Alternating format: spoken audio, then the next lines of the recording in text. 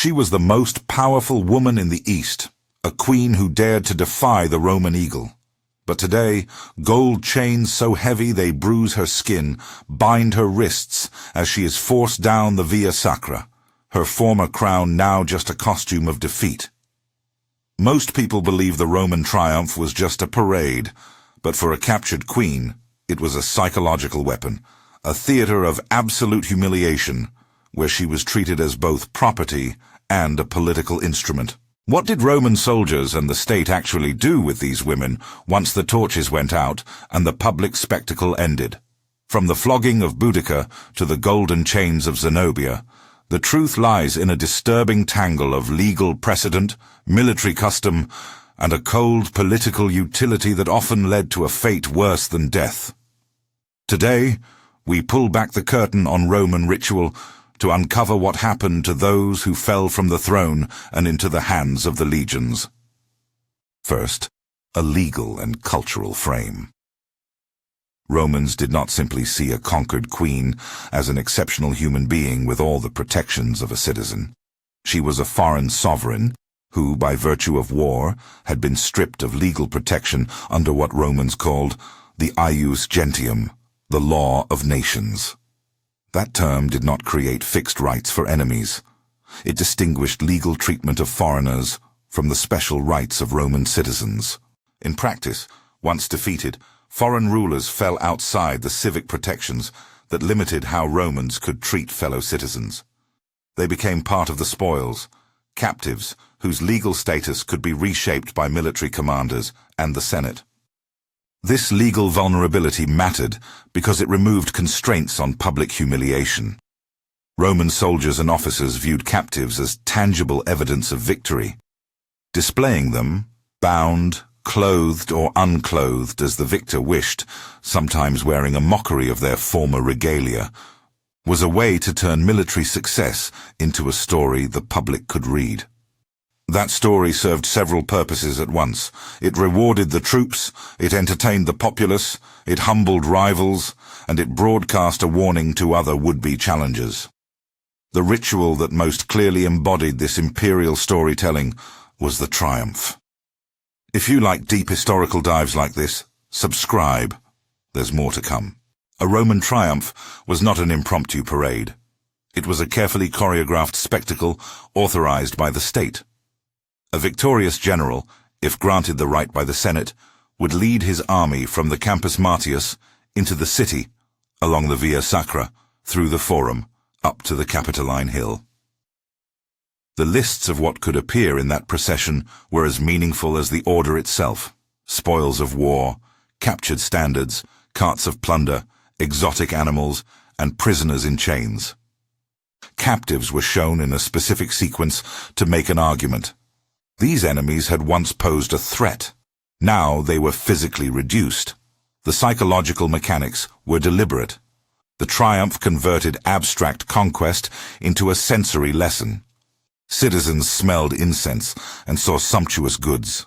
They heard the trumpets and saw the prisoners' chains. They read Rome's power in visible defeat. For soldiers, it was a ritual of legitimized violence. What they had done in war was now sanctioned and celebrated. For captives, it was theater of humiliation. The public moment often preceded any private sentencing. Some captives were executed thereafter. Others were kept alive, moved into slavery, or integrated into Roman households as instruments of policy. To see how these dynamics played out, consider a few case studies where the record is relatively rich.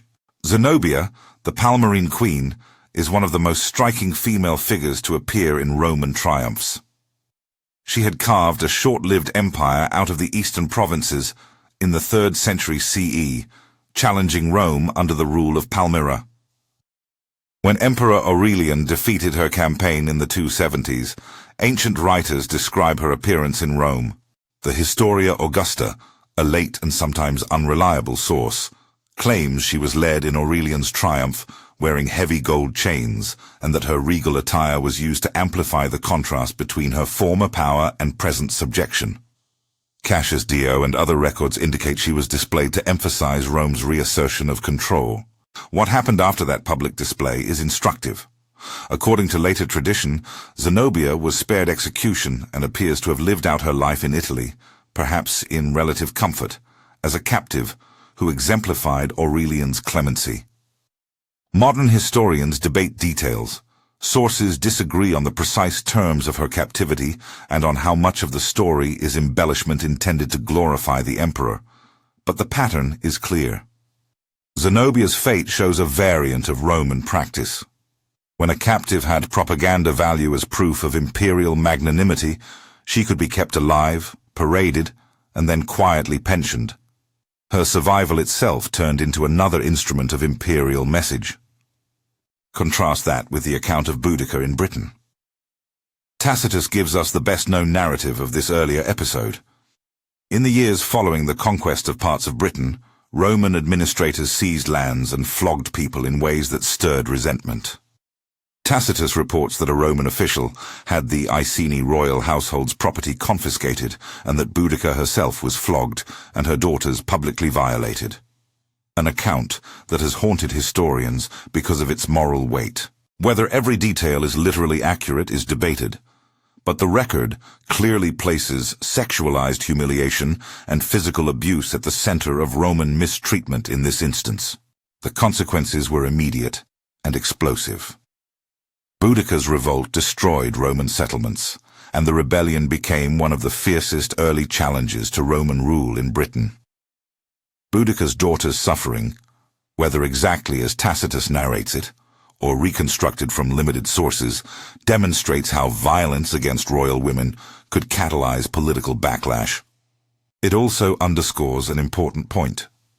Roman soldiers were not uniformly restrained by any moral code when dealing with foreign women. Where local actors or military leaders indulged in brutal treatment, the result could be catastrophic for Rome's authority. Male captives, when used as comparative examples, help explain regular patterns. Vercingetorix, the Gallic leader taken by Julius Caesar after Alesia, was paraded through Rome in Caesar's triumph in 46 BCE. Sources such as Plutarch and Caesar's own commentaries indicate that Vercingetorix was displayed as a defeated monarch and later executed, struck down once the show had served its purpose. Jugurtha, the Numidian king captured by Roman forces after a war that exposed corruption and ambition in Rome itself, was also paraded in Marius' triumph and then killed, according to Plutarch and other ancient annalists.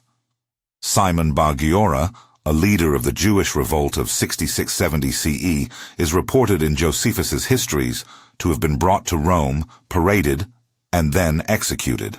These male examples matter when answering what soldiers did with queens.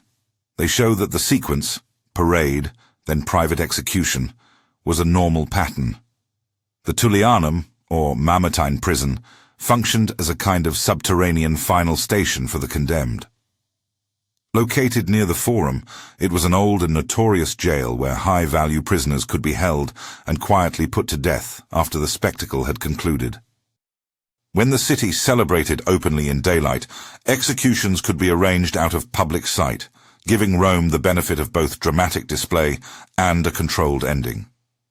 Ancient authors describe this combination of public humiliation and hidden punishment repeatedly. But not every captive suffered identical treatment. Why did some live while others were killed? Political calculation lay at the heart of the variation. A surviving captive could be useful in multiple ways, as a bargaining chip in negotiations, as a living testament to the magnanimity of the victor, or as a symbol placated in exile who reduced the risk of martyrdom that a public execution might produce. Conversely, execution could be chosen to satisfy soldiers' thirst for vengeance, to eliminate a rallying figure for resistance, or to provide a stark deterrent. Commanders evaluated these costs and benefits, and sometimes their decisions balanced on personal pride or the need to reward a restless army. Gender shaped these decisions. Queens and royal women were vulnerable to many of the same fates as male captives: parade, imprisonment, execution, or enslavement. But they also faced gender-specific abuses. Humiliation could be staged through the deliberate inversion of their regalia, the denuding or alteration of their costume to signal loss of authority, or through sexualized violence. At the same time, queens could be retained for their symbolic value. Displaying a female sovereign in chains was a potent visual shorthand for the subjugation of an entire polity. Sources reflect both uses. Zenobia's chains and Boudica's humiliation tell two sides of the same coin. Spectacle as domination, whether the outcome was long-term captivity or inciting rebellion.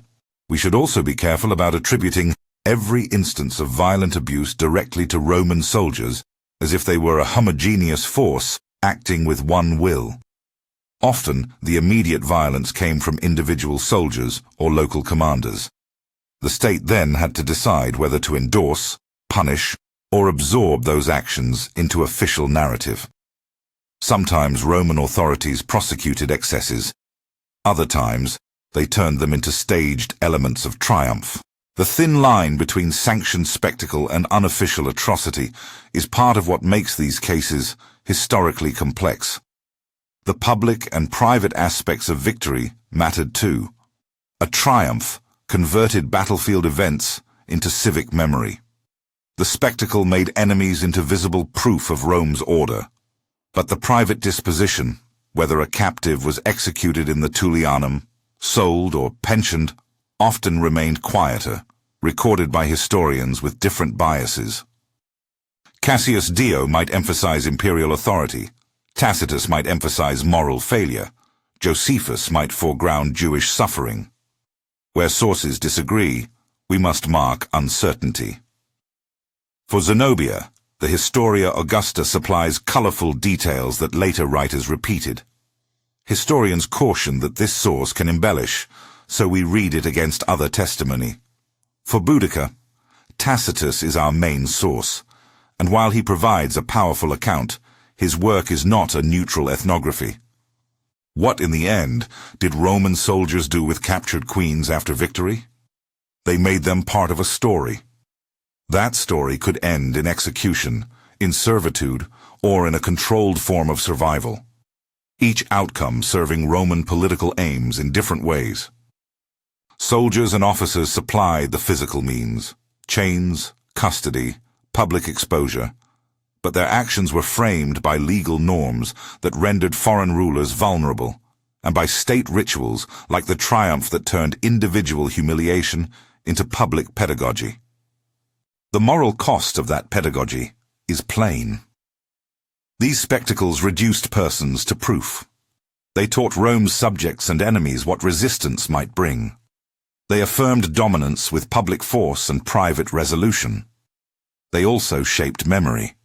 What survives, for centuries after, is often Rome's framing of events as victories worth celebrating, not the lived dignity of the conquered. If you want to read the primary accounts cited here, check the description below for recommended passages from Tacitus, Cassius Dio, Plutarch, Josephus, and selections of the Historia Augusta, along with modern works that assess their reliability. If you found this exploration useful, subscribe and watch the next episode where we take a closer look at the ritual mechanics of the triumph itself and what the procession meant to ordinary Romans.